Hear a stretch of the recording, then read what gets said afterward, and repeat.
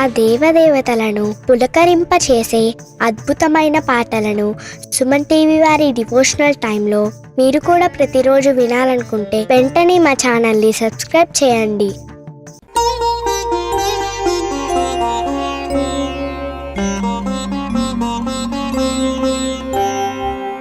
स्वामिनाथ करुणाकर दीनबन्धो श्री पार्वतीश मुख पंकज पद्मबन्धो श्रीशादिदेव गणपूजित पादपद्मा वल्लीसनाथ मम देहि करावलम्बम् देवादिदेव सुत देवगणाधिनाथ देवेन्द्रवन्द्य मृदु पंकज मंजुपाद देवर्षि नारद मुनीन्द्र सुगीत कीर्ते वल्लीसनाथ मम देहि करावलम्बम् नित्यान्नदान निरताखिल रोगहारन् तस्मात् प्रदान परिपूरित भक्तकामा श्रुत्यागम प्रणव वाच्य निजस्वरूप वल्लीसनाथ मम देहि करावलम्बम् क्रौञ्चासुरेन्द्र परिखण्डन शक्तिशूल पाशादिशस्त्र परिमण्डित दिव्यपाणे श्रीकुण्डलीश धृततुण्ड्र सिकीन्द्रवाहा वल्लीसनाथ मम देहि करावलम्बम् देवाधिदेव रथमण्डल मध्यवेद्य देवेन्द्रपीडनकरं दृढचापहस्तम् शूरं निहत्य सुरकोटिभिरीड्यमाना वल्लीसनाथ मम देहि करावलम्बम् हारादिरत्नमणियुक्त किरीटहार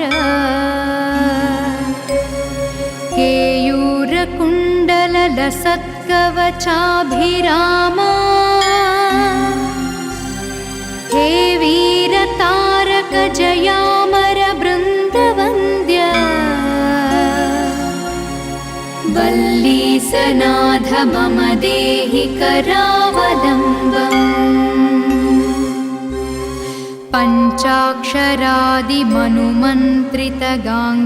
पञ्चाक्षरादिमनुमन्त्रितगाङ्गतोयैः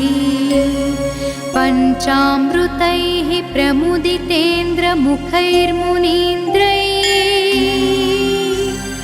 पट्टाभिषिक्त हरियुक्त पराशनाथ वल्लीसनाथ मम देहि करावलम्बम् श्रीकार्तिकेय करुणामृतपूर्णदृष्ट्या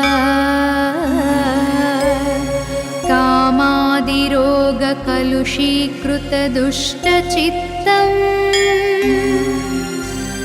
छित्त्वा तु मामवकणाधरकान्तकान्त्या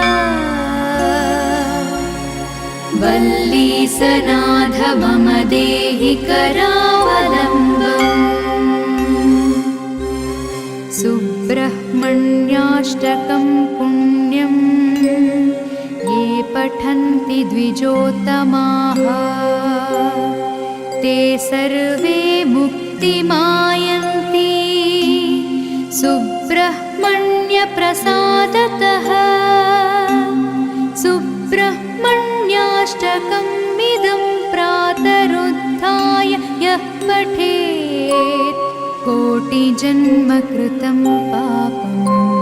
तत्क्षणादेव नश्यति कोटिजन्मकृतं पापं तत्क्षणादेव नश्यति कोटिजन्मकृतं पापं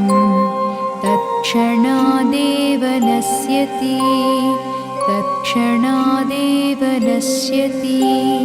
तत्क्षणादेव नश्यति इति श्रीसुब्रह्मण्याष्टकं सम्पूर्णम्।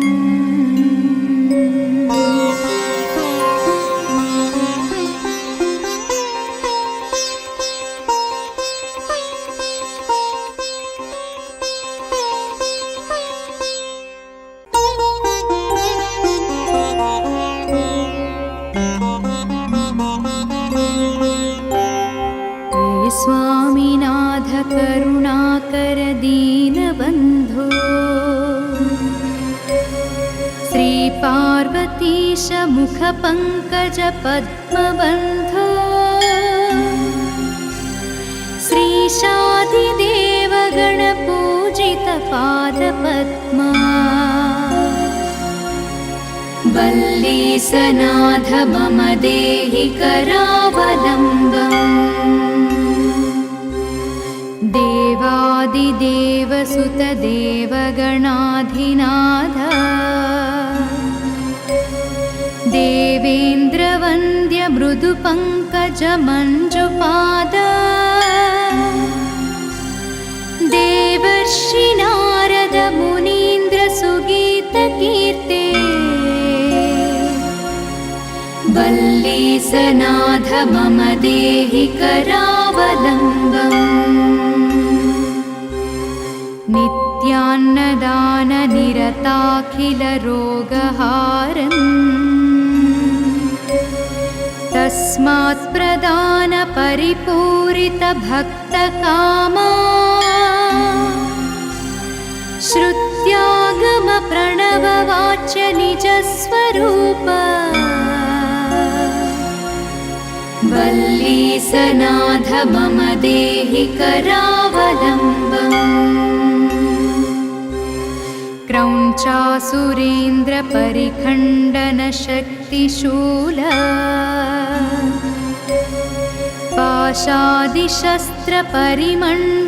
पाशादिशस्त्रपरिमण्डितदिव्यपाणे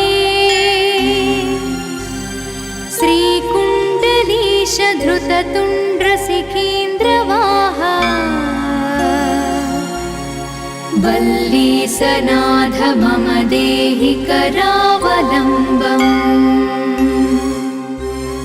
देवाधिदेव रथमण्डलमध्यवेद्य देवेन्द्रपीडनकरं दृढचापहस्तम् शूरं निहत्य सुरकोटिभिरीड्यमाना वल्लीसनाथ मम देहि करावलम्बम्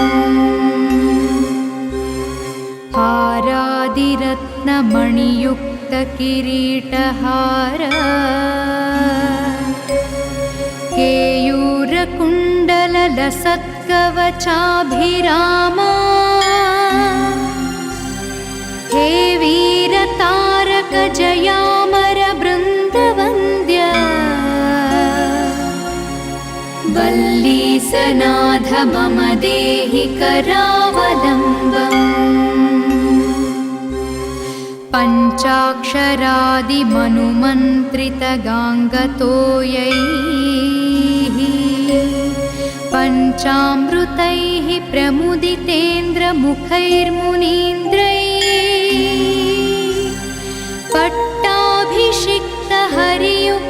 पट्टाभिषिक्तहरियुक्तपराशनाथ वल्लीसनाथ मम देहि करावलम्बम् श्रीकार्तिकेय करुणामृतपूर्णदृष्ट्या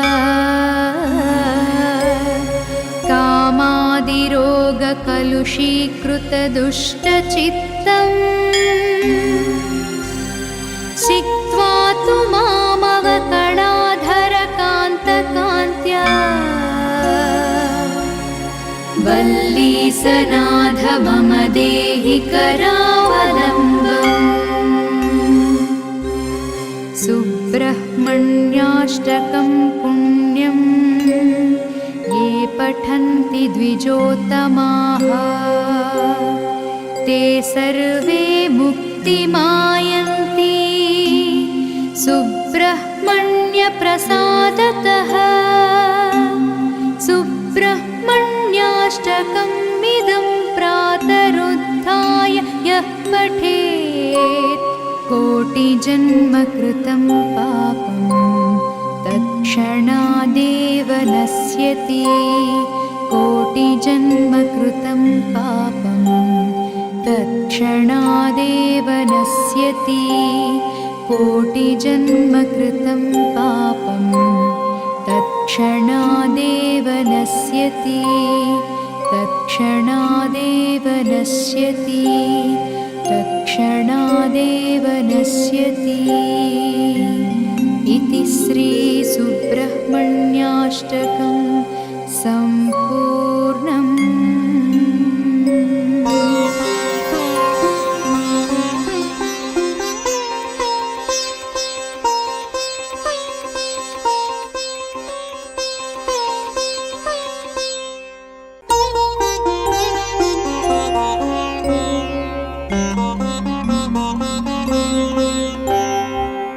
स्वामिनाथ करुणाकर दीनबन्धो श्रीपार्वतीश मुखपङ्कज पद्मबन्धो श्रीशादिदेव गणपूजित पादपद्मा वल्लीसनाथ मम देहि करावलम्बम्। देवादिदेव सुत देवगणाधिनाथ देवेन्द्रवन्द्य मृदुपङ्कज मञ्जुपाद देवर्षि नारद मुनीन्द्र सुगीतकीर्ते वल्लीसनाथ मम देहि करावलम्बम्। नित्यान्नदान निरताखिल रोगहारन् तस्मात् प्रदान परिपूरित भक्तकामा श्रुत्यागम प्रणववाच्य निजस्वरूप वल्लीसनाथ मम देहि करावलम्बम्। क्रौञ्चासुरेन्द्र परिखण्डन शक्तिशूल पाशादिशस्त्र परिमण्डित दिव्यपाणे श्रीकुण्डलीश धृततुण्ड्र सिकीन्द्रवाहा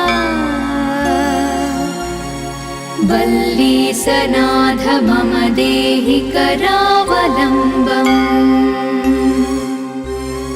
देवाधिदेव रथमण्डल मध्यवेद्य देवेन्द्रपीडनकरं दृढचापहस्तम् शूरं निहत्य सुरकोटिभिरीड्यमाना वल्लीसनाथ मम देहि करावलम्बम्। हारादिरत्नमणियुक्तकिरीटहार केयूरकुण्डललसत्कवचाभिरामा हे वीरतारक जयामर बृन्दवन्द्य वल्ली वल्लीसनाथ मम देहि करावलम्बम्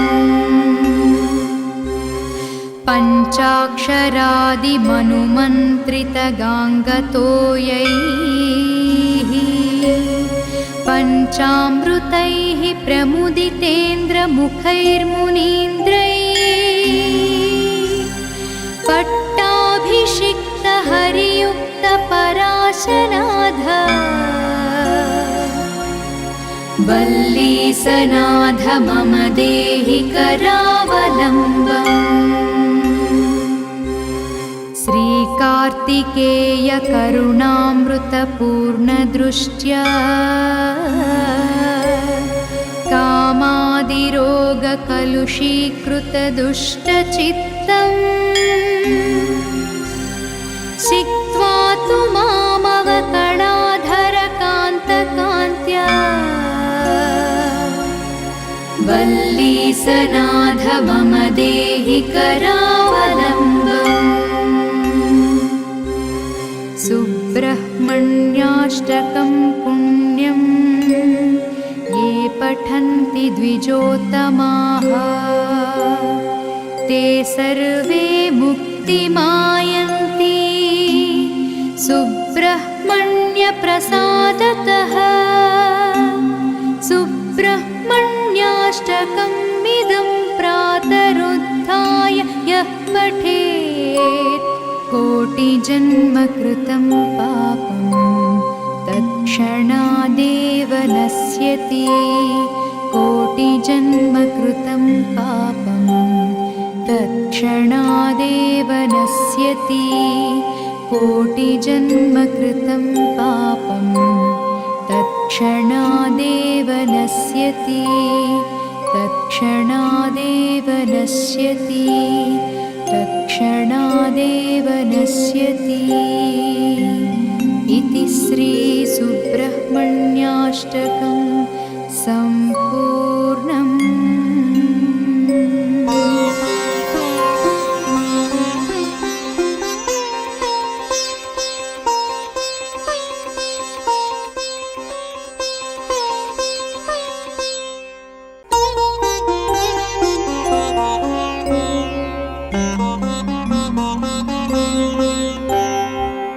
स्वामिनाथ करुणाकर दीनबन्धो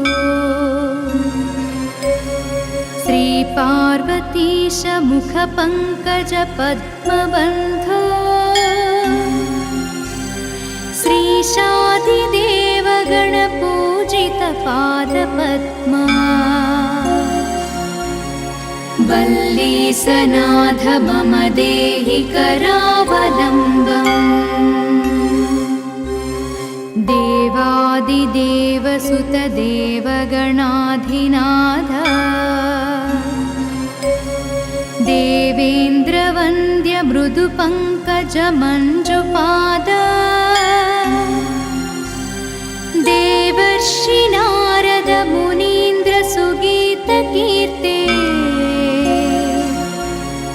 वल्लीसनाथ मम देहि करावलम्बम्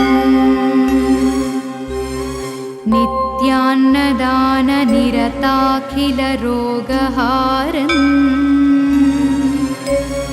तस्मात् प्रदान परिपूरित भक्तकामा श्रुत्यागम प्रणववाच्य निजस्वरूप वल्लीसनाथ मम देहि करावलम्बम् क्रौञ्चासुरेन्द्र परिखण्डन शक्तिशूल पाशादिशस्त्र परिमण्डित दिव्यपाणे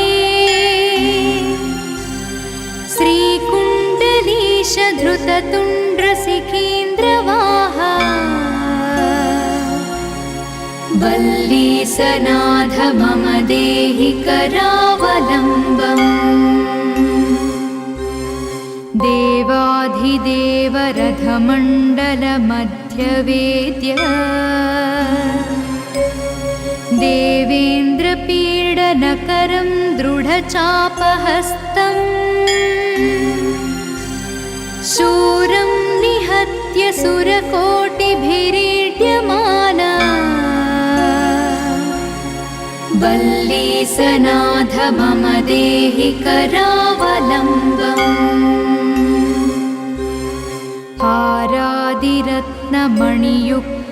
हारादिरत्नमणियुक्तकिरीटहार केयूरकुण्डललसत्कवचाभिरामा हे वीरतारकजयामरबृन्दवन्द्य वल्लीसनाथ मम देहि करावलम्बम् पञ्चाक्षरादिमनुमन्त्रितगाङ्गतोयैः पञ्चामृतैः प्रमुदितेन्द्रमुखैर्मुनीन्द्रैः पट्टाभिषिक्तहरियुक्तपराशनाथ वल्लीसनाथ मम देहि करावलम्बम् श्रीकार्तिकेय करुणामृतपूर्णदृष्ट्या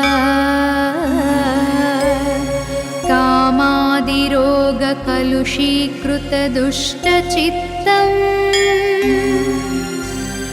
छित्त्वा तु मामवकणाधरकान्तकान्त्या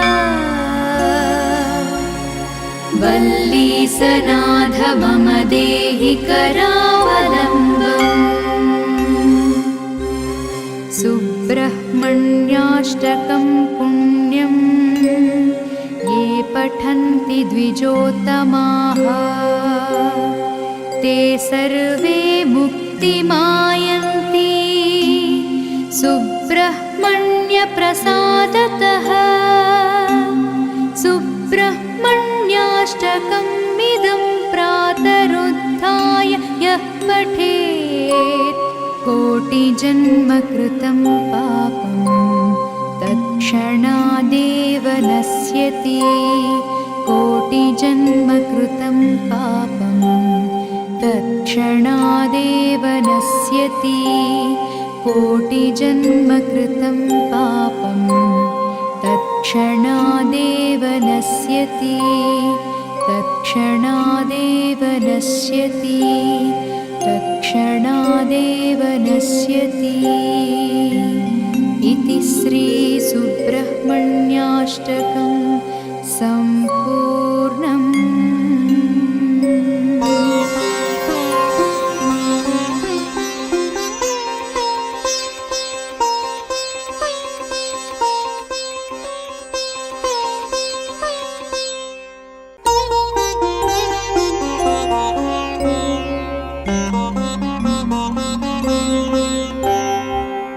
स्वामिनाथ करुणाकर दीनबन्धो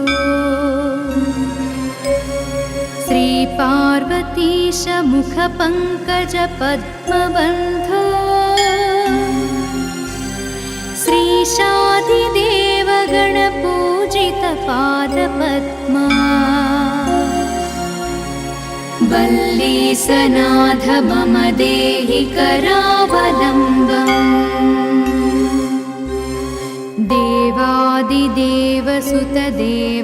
देवादिदेवसुतदेवगणाधिनाथ देवेन्द्रवन्द्य मृदुपङ्कजमञ्जुपाद देवर्षि नारद मुनीन्द्र सुगीतकीर्ते वल्लीसनाथ मम देहि करावलम्बम्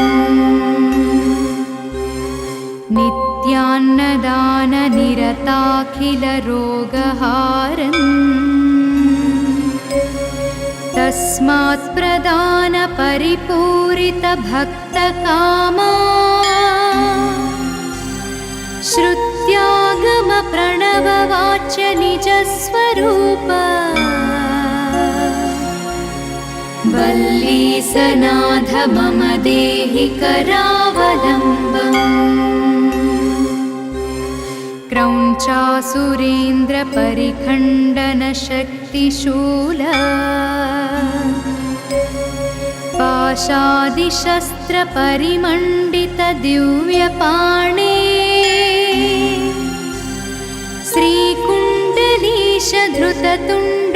श्रीकुण्डलीशधृततुण्ड्रशिखीन्द्रवाहा वल्लीसनाथ मम देहि करावलम्बम् देवाधिदेवरथमण्डलमध्यवेद्य देवेन्द्रपीडनकरं दृढचापहस्तम् शूरं निहत्य सुरकोटिभिरीड्यमाना वल्लीसनाथ मम देहि करावलम्बम् हारादिरत्नमणियुक्तकिरीटहार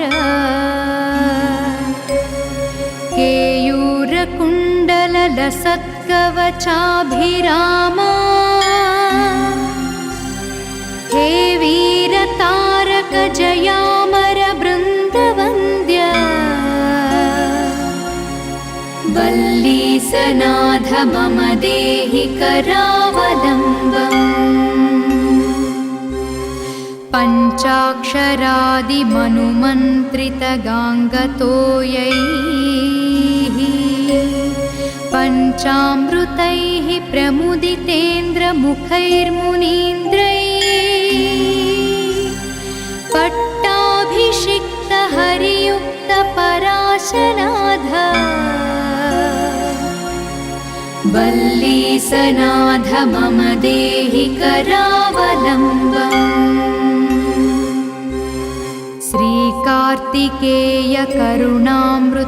श्रीकार्तिकेयकरुणामृतपूर्णदृष्ट्या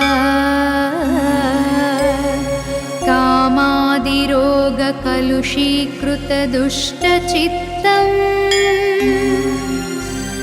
छित्त्वा तु मामवकणाधरकान्तकान्त्या वल्लीसनाथ मम देहि करावलम्बम् सुब्रह्मण्याष्टकं पुण्यं ये पठन्ति द्विजोत्तमाः ते सर्वे मुक्तिमायन्ति सुब्रह्मण्यप्रसादतः सुब्रह्मण्याष्टकम् इदं प्रातरुत्थाय यः पठेत् कोटिजन्मकृतं पापं तत्क्षणादेव नश्यति कोटिजन्मकृतं पापं तत्क्षणादेव नश्यति कोटिजन्मकृतं पापं तत्क्षणादेव नश्यति तत्क्षणादेव नश्यति तत्क्षणादेव नश्यति इति श्रीसुब्रह्मण्याष्टकं सम्पूर्णम्।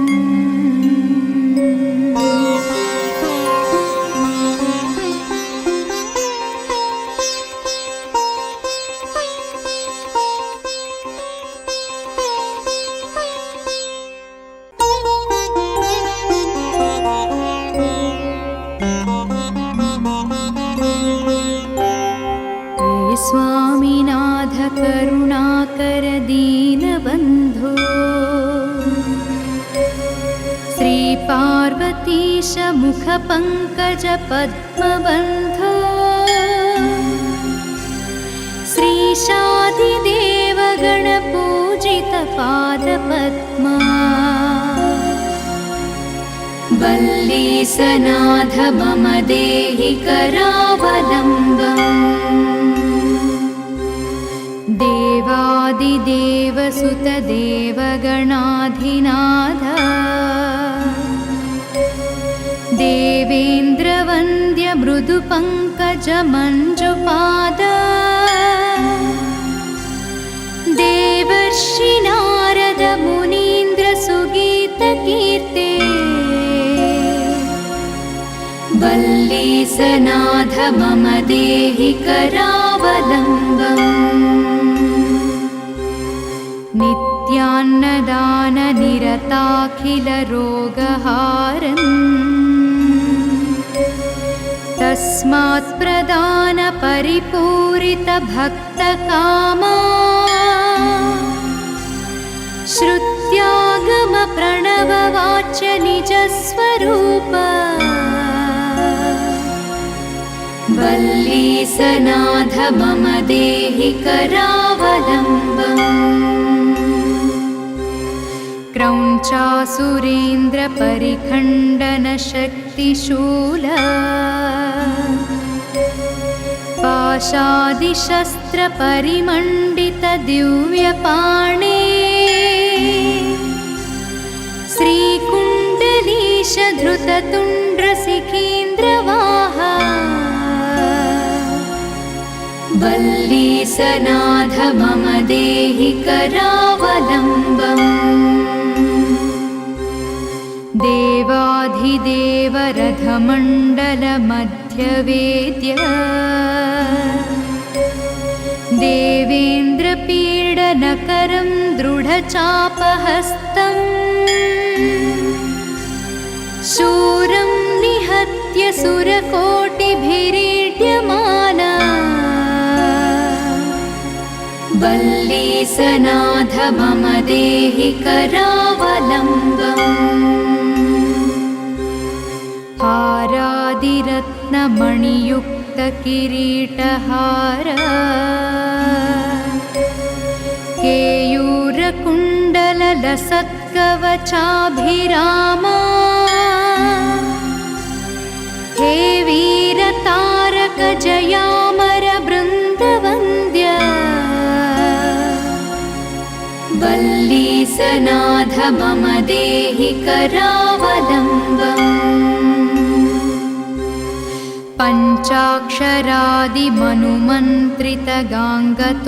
पञ्चाक्षरादिमनुमन्त्रितगाङ्गतोयैः पञ्चामृतैः प्रमुदितेन्द्रमुखैर्मुनीन्द्रैः पट्टाभिषिक्त हरियुक्त पराशनाथ वल्लीसनाथ मम देहि करावलम्बम् श्रीकार्तिकेय करुणामृतपूर्णदृष्ट्या कामादिरोगकलुषीकृतदुष्टचित्तम् सिक्त्वा तु मामवकणाधरकान्तकान्त्या वल्लीसनाथ मम देहि करावलम्बम् सुब्रह्मण्याष्टकं पुण्यं ये पठन्ति द्विजोत्तमाः ते सर्वे मुक्तिमायन्ति सुब्रह्मण्यप्रसादतः सुब्रह्मण्याष्टकमिदं प्रातरुत्थाय यः पठेत् कोटिजन्मकृतं पापं तत्क्षणादेव नश्यति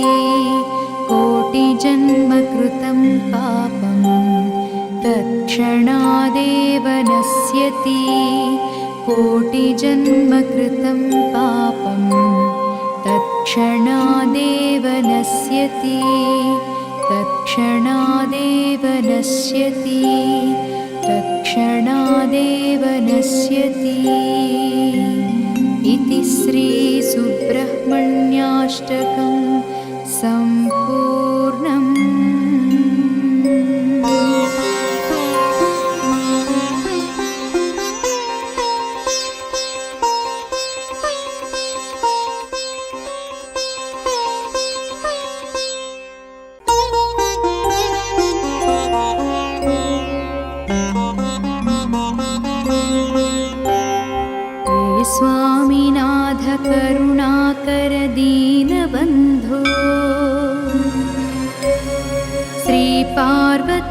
मुखपङ्कजपद्मबन्धो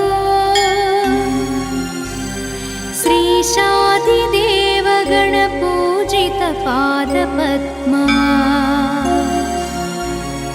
वल्लीसनाथ मम देहि करावलम्बम्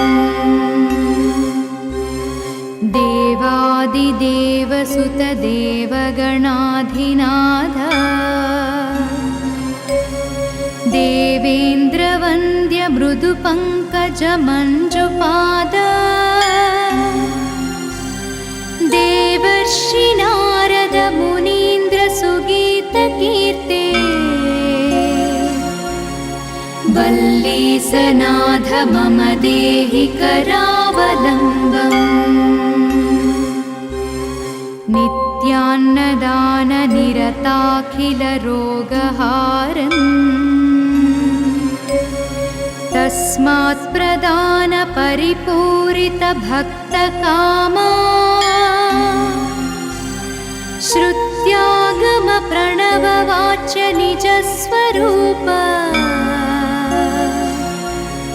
वल्लीसनाथ मम देहि करावलम्बम्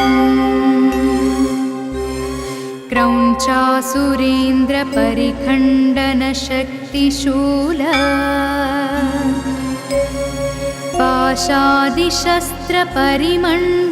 पाशादिशस्त्रपरिमण्डितदिव्यपाणे श्रीकुण्डलीशधृततुण्ड्रशिखीन्द्रवाहा वल्लीसनाथ मम देहि करावलम्बम्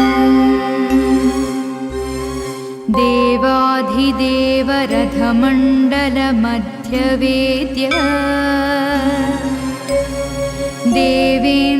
देवेन्द्रपीडनकरं दृढचापहस्तम्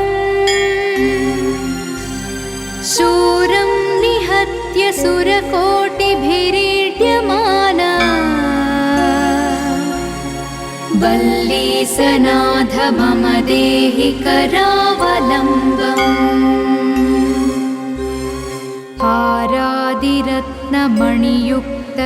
हारादिरत्नमणियुक्तकिरीटहार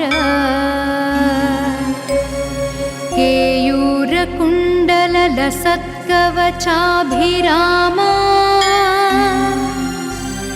हे वीरतारक जयामर बृन्दवन्द्य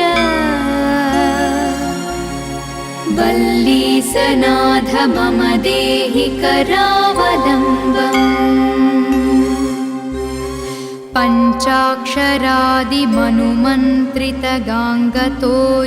पञ्चाक्षरादिमनुमन्त्रितगाङ्गतोयैः पञ्चामृतैः प्रमुदितेन्द्रमुखैर्मुनीन्द्रैः पट्टाभिषिक्तहरियुक्तपराशनाथ वल्लीसनाथ मम देहि करावलम्बम्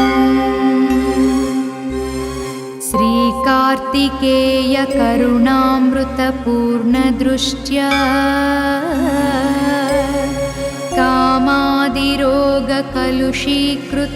कामादिरोगकलुषीकृतदुष्टचित्तम् सिक्त्वा तु मामवकणाधरकान्तकान्त्या वल्लीसनाथ मम देहि करावलम्बम् सुब्रह्मण्याष्टकं पुण्यं ये पठन्ति द्विजोत्तमाः ते सर्वे मुक्तिमायन्ति सुब्रह्मण्यप्रसादतः सुब्रह्मण्याष्टकमिदं प्रातरुत्थाय यः पठेत् कोटिजन्मकृतं पापं तत्क्षणादेव नश्यति कोटिजन्मकृतं पापं तत्क्षणादेव नश्यति कोटिजन्मकृतं पापं तत्क्षणादेव नश्यति तत्क्षणादेव तत्क्षणादेव नश्यति तत्क्षणादेव नश्यति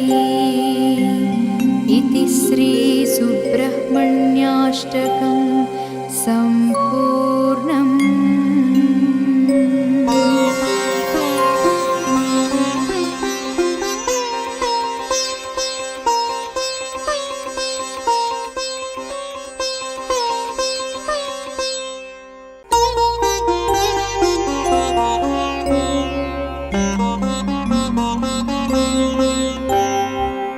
स्वामिनाथ करुणाकर दीनबन्धो श्रीपार्वतीश मुखपङ्कज पद्मबन्धो श्रीशादिदेव गणपूजित पादपद्मा वल्लीसनाथ मम देहि करावलम्बम्। देवादिदेव सुत देवगणाधिनाथ देवेन्द्रवन्द्य मृदुपङ्कज मञ्जुपाद देवर्षि नारद मुनीन्द्र सुगीतकीर्ते वल्लीसनाथ मम देहि करावलम्बम्। नित्यान्नदान निरताखिल रोगहारन् तस्मात् प्रदान परिपूरित भक्तकामा श्रुत्यागम प्रणववाच्य निजस्वरूप वल्लीसनाथ मम देहि करावलम्बम्। क्रौञ्चासुरेन्द्र परिखण्डन शक्तिशूल पाशादिशस्त्र परिमण्डित दिव्यपाणे श्रीकुण्डलीश धृततुण्ड्र सिकीन्द्रवाहा वल्लीसनाथ मम देहि करावलम्बम्। देवाधिदेव रथमण्डल मध्यवेद्य देवेन्द्रपीडनकरं दृढचापहस्तम् शूरं निहत्य सुरकोटिभिरीड्यमाना वल्लीसनाथ मम देहि करावलम्बम्। हारादिरत्नमणियुक्त किरीटहार केयूरकुण्डल लसत्कवचाभिरामा हे वीरतारक जयामर बृन्दवन्द्य वल्लीसनाथ मम देहि करावलम्बम्। पञ्चाक्षरादिमनुमन्त्रितगाङ्गतोयैः पञ्चामृतैः प्रमुदितेन्द्रमुखैर्मुनीन्द्रैः पट्टाभिषिक्त हरियुक्त पराशनाथ वल्लीसनाथ मम देहि करावलम्बम्। श्रीकार्तिकेय करुणामृतपूर्णदृष्ट्या कामादिरोगकलुषीकृतदुष्टचित्तम् सिक्त्वा तु मामवकणाधरकान्तकान्त्या वल्लीसनाथ मम देहि करावलम्बम्। सुब्रह्मण्याष्टकं पुण्यं ये पठन्ति पठन्ति द्विजोत्तमाः ते सर्वे मुक्तिमायन्ति सुब्रह्मण्यप्रसादतः सुब्रह्मण्याष्टकम् इदं प्रातरुत्थाय यः पठेत् कोटिजन्मकृतं पापं तत्क्षणादेव नश्यति कोटिजन्मकृतं पापं तत्क्षणादेव नश्यति कोटिजन्मकृतं पापं तत्क्षणादेव नश्यति तत्क्षणादेव नश्यति तत्क्षणादेव नश्यति इति श्रीसुब्रह्मण्याष्टकं सम्पूर्णम्।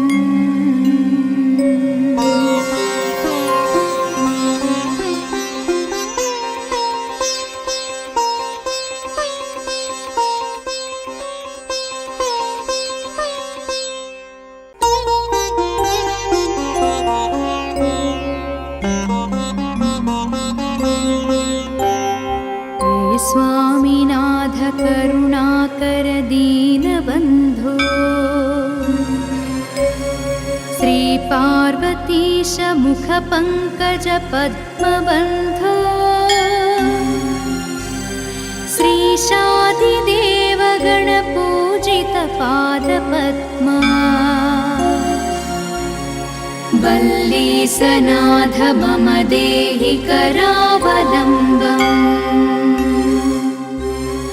देवादिदेव सुत देवगणाधिनाथ देवेन्द्रवन्द्य मृदुपङ्कज मञ्जुपाद देवर्षि नारद मुनीन्द्र सुगीतकीर्ते वल्लीसनाथ मम देहि करावलम्बम् नित्यान्नदान निरताखिल रोगहारन् तस्मात् प्रदान परिपूरित भक्तकामा श्रुत्यागम प्रणववाच्य निजस्वरूप वल्लीसनाथ मम देहि करावलम्बम् क्रौञ्चासुरेन्द्र परिखण्डन शक्तिशूल पाशादिशस्त्र परिमण्डित दिव्यपाणे श्रीकुण्डलीश धृततुण्ड्र सिकीन्द्रवाहा वल्लीसनाथ मम देहि करावलम्बम् देवाधिदेव रथमण्डल मध्यवेद्य देवेन्द्रपीडनकरं दृढचापहस्तम् शूरं निहत्य सुरकोटिभिरीड्यमाना वल्लीसनाथ मम देहि करावलम्बम् हारादिरत्नमणियुक्तकिरीटहार